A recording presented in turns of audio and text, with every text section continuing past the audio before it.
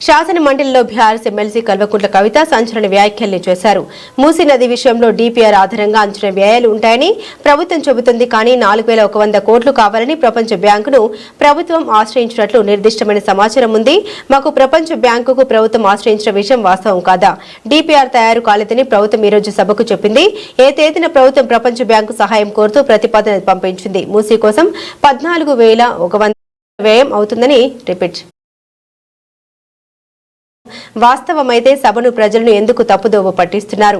సభను తప్పుదోవ పట్టిస్తే అవసరమైతే ప్రివిలేజ్ మోషన్ ను ప్రవేశపెడతాం. మూసీ నది గర్భంలో నివసించే 309 కుటుంబాలు వాళ్ళంతటా వాళ్ళు ఖాళీ చేసి వెళ్లిపోయారని ప్రభుత్వం చెబుతుంది. కానీ విధారకమైన వీడియోలను చూస్తే ప్రభుత్వం చెబుతున్నది అవాస్తవమని స్పష్టమవుతుందన్నారు. ఫస్ట్ పాయింట్ లో చాలా క్లారిటీగా the estimated cost to be incurred for the project will be ascertained upon the finalization of the detailed project report అని చెప్పారు సార్ వారు.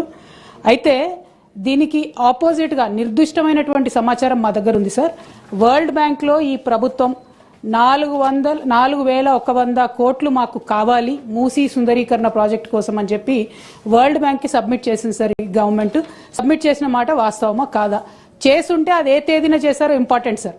ఎందుకంటే ఇవాళ 16వ తారీఖు, ఇవాళ 17 డిసెంబర్ సార్.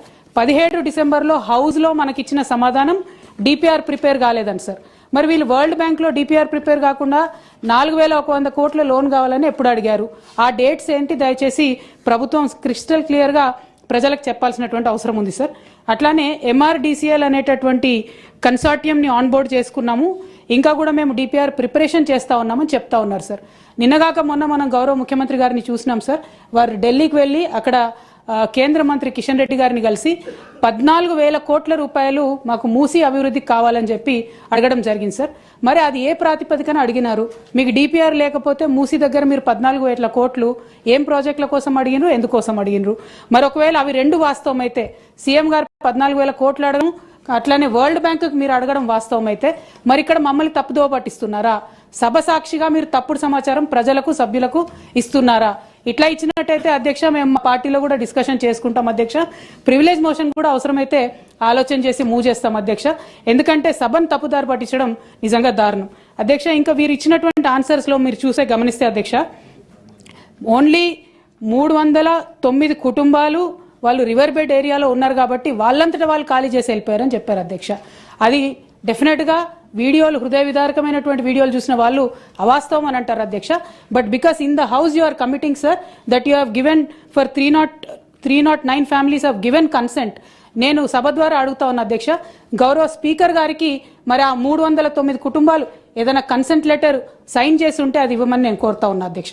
ఎందుకంటే కింద ఇంకొకటి వారు ఏం చెప్పారు, 181 కుటుంబాలు తమంతట తామే వారి ఇళ్లను కూల్చుకొని వెళ్ళిపోయారని చెప్పారు అధ్యక్ష. ఇది వినడానికి కూడా దారుణంగా చాలా హాస్యాస్పదంగా ఉంది అధ్యక్ష. మరి ఆ 181 కుటుంబాలు ఏదైనా కన్సెంట్ లెటర్ ఇచ్చాయా ప్రభుత్వానికి, ఉన్నదా అనేటటువంటి అంశం మేము అడుగుతా ఉన్నాం అధ్యక్ష. ఎందుకంటే ప్రజల్లోకి వెళ్ళినప్పుడు మూసీ పరివాహక ప్రాంతంలో పర్యటన చేసినప్పుడు మరి అక్కడ బుల్డోజర్లు రావడం, కూల్చడం, హృదయ విదారకమైనటువంటి సన్నివేశాలు అందరం కూడా గమనించినాం అధ్యక్ష. మరి అవేమీ మెన్షన్ చేయకుండా ఈ 300 కుటుంబాల గురించే ప్రభుత్వం చెప్తా ఉంది. కాబట్టి వారేమన్నా కన్సెంట్ ఫామ్ ఇస్తే మీ ద్వారా ఇవ్వవలసిందిగా నేను కోరుతా ఉన్నాను అధ్యక్ష. ఈఎంఐ ప్రభుత్వం కడుతుందా, ఈ 3 అంశాల మీద స్పష్టత ఇవ్వవలసిందిగా కోరుతా ఉన్నాను అధ్యక్ష.